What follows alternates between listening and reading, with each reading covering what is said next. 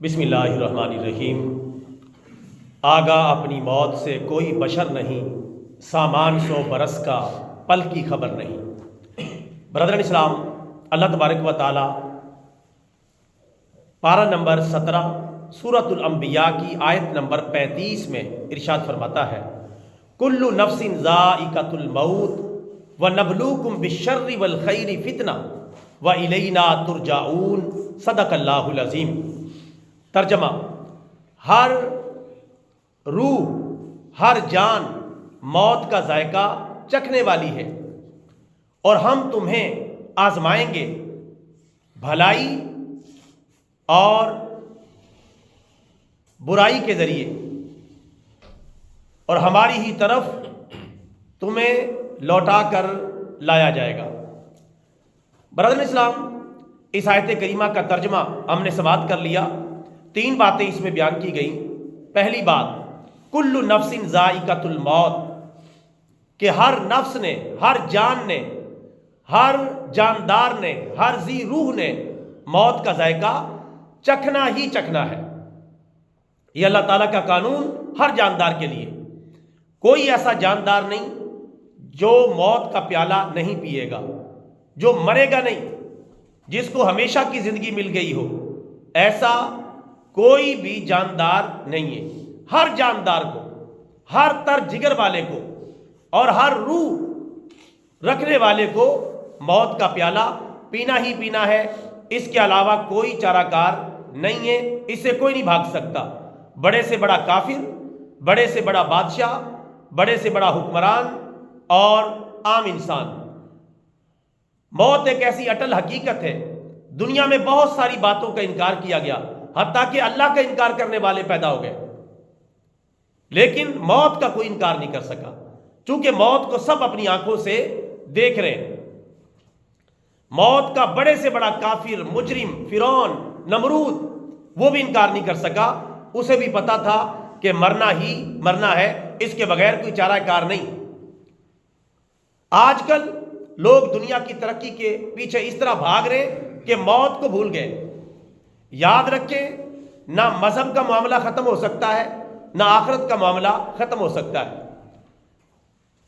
Science جتنی مرضی ترقی کر جائے، لیکن موت کا خاتمہ نہیں کر سکتی۔ ویسے اس کوشش میں بھی لگے ہوئے ہیں کہ کسی نہ کسی طرح موت کا بھی خاتمہ کر دیا جائے، تاکہ مذہب کا خاتمہ خود بخود ہی ہو جائے۔ لیکن مذہب کبھی سائنس کو سجدہ نہ کرے گا۔ انسان اڑے بھی تو خدا ہو نہیں سکتے، اور خاص طور پہ اسلام، بلکہ حقیقتاً اسلام یہ واحد مذہب ہے جسے سائنس نہیں جھکا سکتی، بلکہ سائنس کو اس کے دروازے پر گدا گری کرنی پڑے گی۔ اگر کسی کے اندر ہمت اور جرت ہے، ساری دنیا کے سائنسدانوں کو چیلنج ہے کہ آپ موت کا خاتمہ کر کے دکھائیں، موت کو دنیا سے ختم کر دے۔ تمہیں اہل مذہب کو، اہل اسلام کو، علماء کو ختم کرنے کی ضرورت ہی نہیں پڑے گی، خود بخود ہی ختم ہو جائیں گے۔ لیکن تم ختم نہیں کر سکتے تو انسان کے بچے بن جاؤ، سیدھے راستے پر آ جاؤ، اسلام قبول کر لو اور موت کے حوالے سے اپنی تیاری مکمل کر لو، ورنہ تم موت کو کیا شکست دو گے؟ موت کسی وقت بھی تمہیں آ دبوچے گی، کیونکہ اللہ تعالیٰ کا فیصلہ ہے، کل نفس ذائقۃ الموت، ہر نفس نے موت کا ذائقہ چکھنا ہے۔ یہ اس کا عام ترجمہ کیا جاتا ہے۔ اس آیت کریمہ کا ایک اور ترجمہ بھی بن جاتا ہے، وہ دھیان سے سنیں، انشاءاللہ اور بھی بات اچھے طریقے سے سمجھ میں آئے گی۔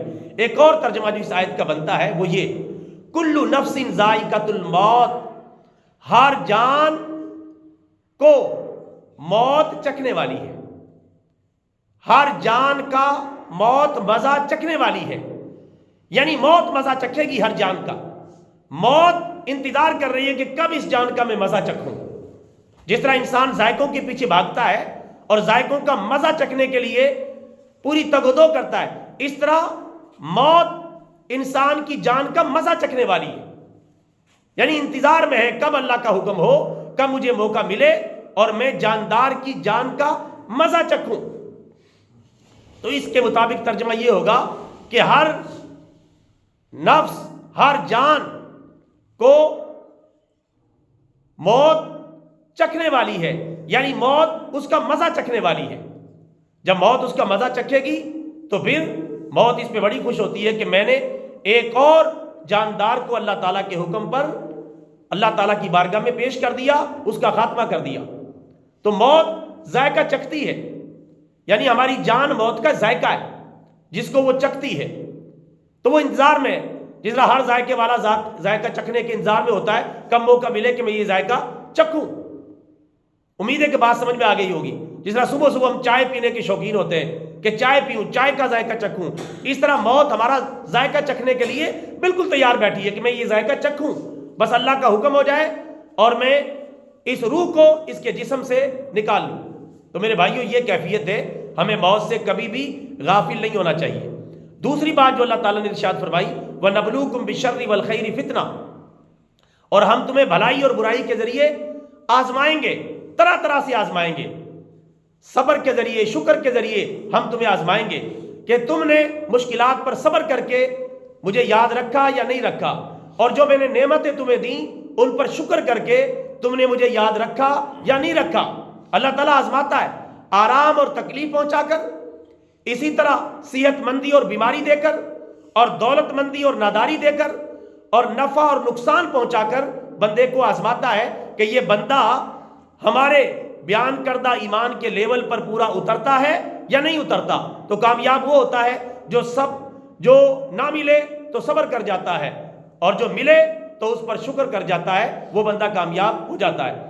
آخر میں اللہ تعالیٰ نے ایک چھوٹی سی بات بیان کی، لیکن پورا جہان اس میں بند کر دیا ہے۔ وہ لفظ کیا ہے؟ وَإِلَيْنَا تُرْجَعُونَ، اور ہماری ہی طرف تمہیں لوٹا کر لایا جائے گا۔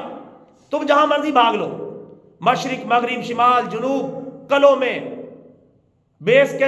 بیسمنٹوں کے اندر، قلعوں کے اندر، مضبوط عمارتوں کے اندر، جہاں مرضی چلے جاؤ، ہماری ہی طرف تمہیں لوٹا کر لایا جائے گا۔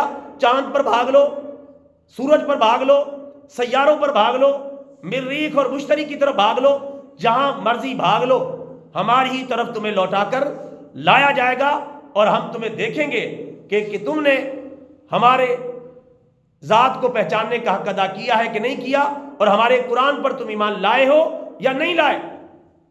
سب کو ہماری بارگاہ میں لایا جائے گا۔ تو انسان کو چاہیے خبردار ہو جائے، جو مسلمان ہیں وہ بھی چوکنا ہو جائیں اور اپنے پروردگار کی طرف پلٹ آئیں، اور جو کفار ہیں ان کو بھی اپنی آنکھیں کھولنی چاہیے، کلمہ پڑھ لیں، اسلام کو قبول کر لیں، کیونکہ انہوں نے بھی اللہ کی بارگاہ میں جانا ہے، اور اب اللہ تعالیٰ اسلام کے سوا کسی دین کو قبول نہیں کرے گا۔ ان الدین عند اللہ الاسلام، بے شک اللہ تعالیٰ کے نزدیک دین صرف اور صرف اسلام ہے۔